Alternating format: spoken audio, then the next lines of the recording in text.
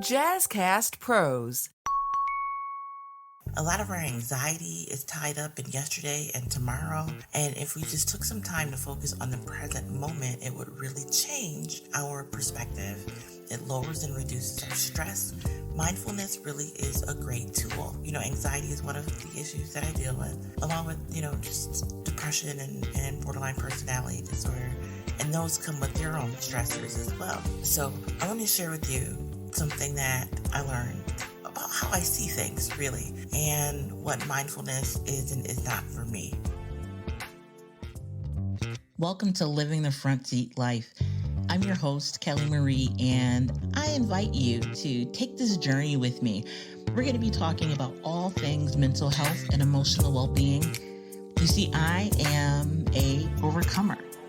If you are interested in figuring out the path for you to determine how and where you will drive your future, this is the place to be. We get to determine the ride. We may not get to determine the weather or who's on the road with us or if it's going to be a scenic route or not. But we are the drivers. So join me on this ride, living the front seat life. Hey, good people. So I feel like we have reached the point in our relationship where it's time to do some work. I say that because I do a lot of talking, right? Of course, because it's a podcast, but I don't give you guys much work to do. I tell you my stories, right? But I'm not really leaving you with homework. So I thought today would be a great day to talk about mindfulness. And I will, of course, share a story because, what's a podcast without a story? But I want to be able to leave you with something you can use to help you get through the holiday season. Like, the holidays are not always the best for everyone. And even if you love the holiday season, there might be some stressful times, right? Are you shopping? You have family getting together. You're not sure, what tomorrow brings with COVID. And you might need to just take some time to be.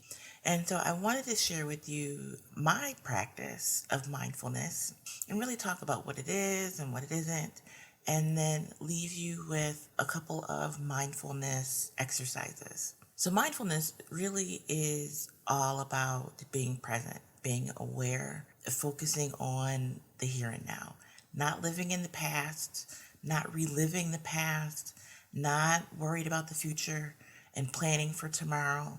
It's about living in the present. Now, it doesn't mean that you don't plan for tomorrow. What I'm talking about is living in tomorrow. And there's a difference between living in tomorrow and living right now, today. So, like I said, I've been practicing mindfulness for a few years now, and I honestly didn't know what mindfulness was, and I was practicing it. But it was a part of my therapy. And so my therapist has this tapestry in his office that it's gorgeous. It's like burgundy and has all of these like beige tones in it. And I've seen this tapestry every time I have gone in his office. Like, it's been there every time since the very first time that we met. But it wasn't until a couple years in that I realized that the tapestry was on the wall. Yes, a couple years in. I realized that the tapestry was on the wall, and I asked him if it was new, and, he said, no, it's always been there. Like, you guys, really? I didn't see, it's a huge tapestry. It's not like, it's like a wall covering. It's not like it's, like a little 8.5 by 11 framed piece of something. It's massive. And I never saw it. Like, it didn't even exist. How many of us are living and not seeing things right in front of our faces? Mindfulness. But it let me know that I wasn't really living in the present moment. I wasn't really living right here, right now, because I was always off somewhere else. And it wasn't the stress of being in a therapeutic setting. It was just life. They just did not exist because my brain and my mind was so preoccupied with stress, with anxiety, with yesterday, with tomorrow. I was not able to enjoy the present moment. It gets a little bit deeper because that same tapestry that I saw for the first time a few years later, I am looking at the tapestry and I see all of this detail. Now, I thought originally that it was just like shapes and stuff, but nothing meaningful that you see in it. Listen, this tapestry is a whole scene. There are animals and flags and all of the detail that I never saw. So even though I finally saw the tapestry after a couple years, I didn't see the detail in this tapestry for another couple of years.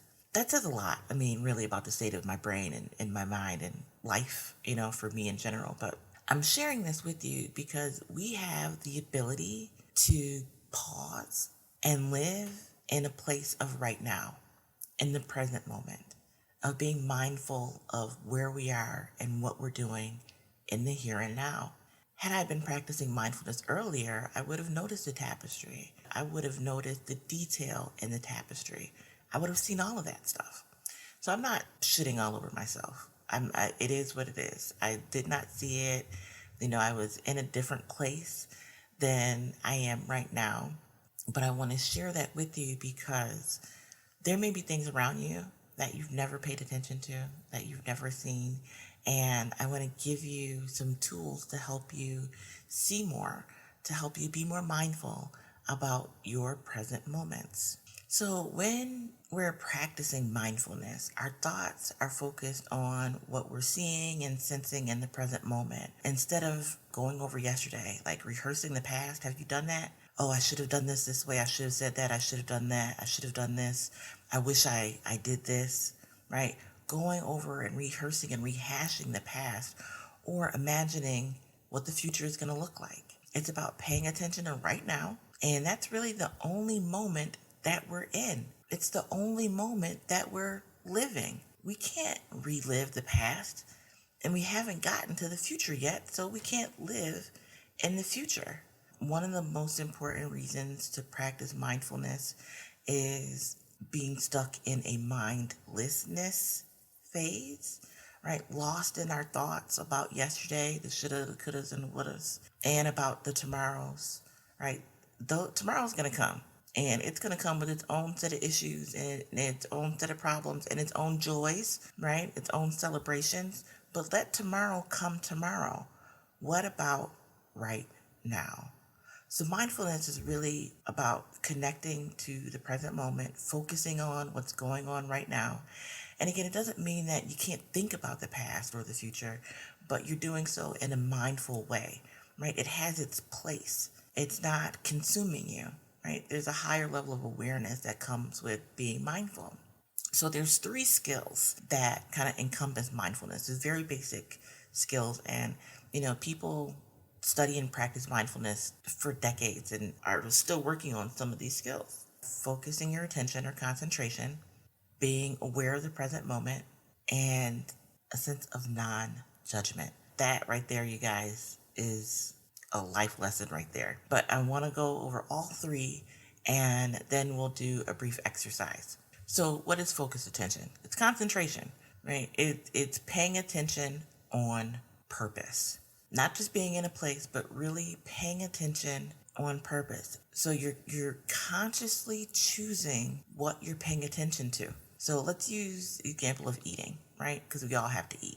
Usually when we eat, your mind is thinking about 100 different things, or maybe you're watching TV, you're talking with friends, you could be eating and, you're on your phone, you could be planning the rest of your day. And by doing that, a very small portion of your awareness is actually on eating. It's mindless eating, right? So this is very, very, very, very different than eating mindfully, which is being focused on the food. So eating mindfully would be you really being aware, not just that you're eating, but you notice the texture of the food. You notice the flavors. You notice the heat, right? You notice the smells. And when you're practicing mindful eating, your mind is going to wander, but you just bring it back to focusing on eating. So developing focused attention, it's not complicated. It may take you a while to get there, right? But it's a journey. There's no doing it wrong. It's a practice. And when we practice, it's not about being perfect. It's about being in it. You can start with just being mindful about your breathing. Take a second and be mindful of one breath. What the air feels like coming through your nostrils. The air going down into your lungs expanding, and what it feels like to exhale, right? So when I say practice, listen, we breathe about 8 to 10 million breaths a year. So you could pick a couple of those and spend a few seconds being mindful about them, right? It's not rocket science. It's really easy to just take a moment and focus. The other core component is being aware of the present moment. So focused attention is really like tunnel vision, right? You're paying attention to one thing. You're giving it really all of your brain's energy. Whereas present moment awareness or open monitoring is more like seeing things through a wide angle lens. You ever go to take a picture on your phone and you can zoom in and get really close? That's going to be your focused attention. Where you zoom out, you get as much as you can on the screen, or you do a panoramic shot, right? That wide angle, that lens, that taking in as much as you can, that is being aware of the present moment, or that present moment awareness. You're seeing everything. You're intentionally discerning colors, and you're tapped into your senses. So seeing and smelling and hearing, touching, where are you standing? Where are you sitting? You're looking for little details in things.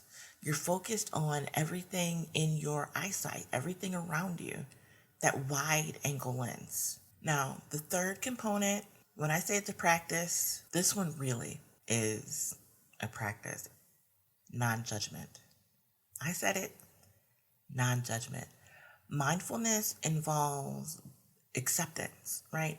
Meaning that we're observing our thoughts, our feelings, our actions, our interactions without judging them. So there is no right or wrong way to think or feel about a thing.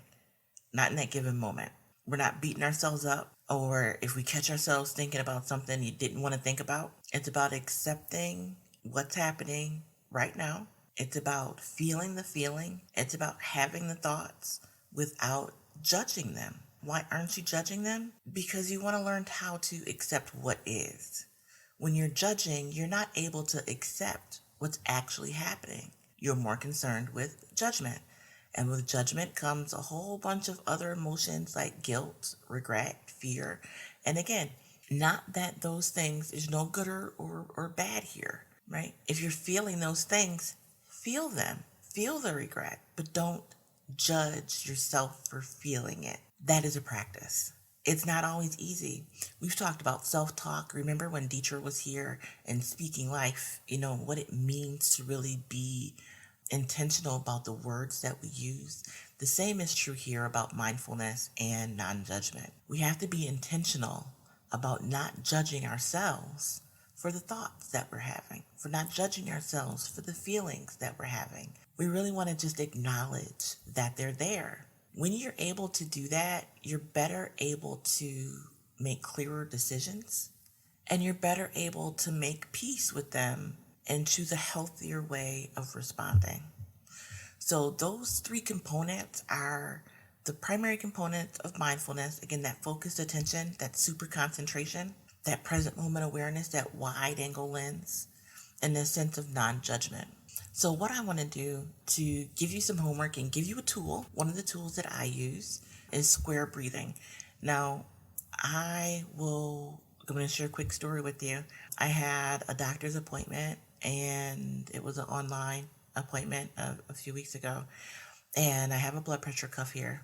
So I have to take my blood pressure, for the doctor's appointment. And they, of course, put it in my file. So I took my blood pressure, and it was high for me. I have high blood pressure, so I take medication. I'm sharing that with you guys, full transparency. But with the medication, it should really be in a healthy range. But it was in the 140s. It was high for me. First of all, I have no idea why it was so high in that moment. Maybe it was the stress of the situation. But I took some time and did the square breathing technique for a few minutes, and my blood pressure went down to 123/70 something. When I tell you that this stuff works, it works.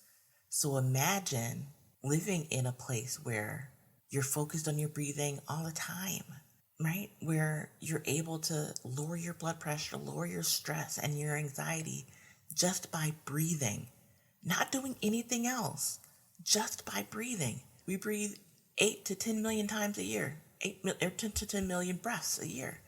Imagine taking a million or two of those just to focus on your breathing. So square breathing is really easy. I want you to imagine a square. You got 4 sides to the square, right? So your breath is going to have 4 sides or 4 sections. You're going to inhale for 4 seconds, hold it for 4 seconds, exhale for 4 seconds, and then hold it for 4 seconds. And then you repeat, right? So inhale, 2, 3, 4, hold, 2, 3, 4, exhale, 2, 3, 4, hold, 2, 3, 4. Again, inhale, 2, 3, 4, hold, 2, 3, 4. Exhale, 2, 3, 4, hold, 2, 3, 4. And you continue on that cycle for about 5 minutes. Now, maybe you do it for 16 seconds. So maybe you start with 1 cycle and you work your way up to 30 seconds. Then you work your way up to a few minutes till you get to 5, till you get to 10, right? Imagine the impact on your body just from taking the time to breathe. So I'd love to hear from you guys. I would like to know if you practice mindfulness, if you try this square breathing. Now listen, if it's difficult for you to hold your breath for those 4 seconds, do a square of 3. You don't have to do a square of 4. You could do a square of 3. But the purpose is to have that square, visualize that square while you're breathing each side of the square, the in-breath, holding, exhaling, holding, inhaling, holding, until you get to your desired time count. So let me know. Let me know in the comments. Shoot me an email. I want to know how you're doing with your mindfulness, how you practice mindfulness, and hey, any tips or suggestions you have for folks that are looking to begin a practice of mindfulness. So if you are in need of someone to talk to, if you're in crisis or you have a loved one that is in crisis, please call the National Suicide Prevention Hotline. It is not just for folks that are suicidal. That's just the name of the lifeline, but it's for anyone that's in crisis. That number is 1-800-273-8255. 800-273-8255. Or you can text GO to 741-741 for a crisis counselor available by text. Until the next time, I encourage you to be the light and to try a little mindfulness and let me know how it goes.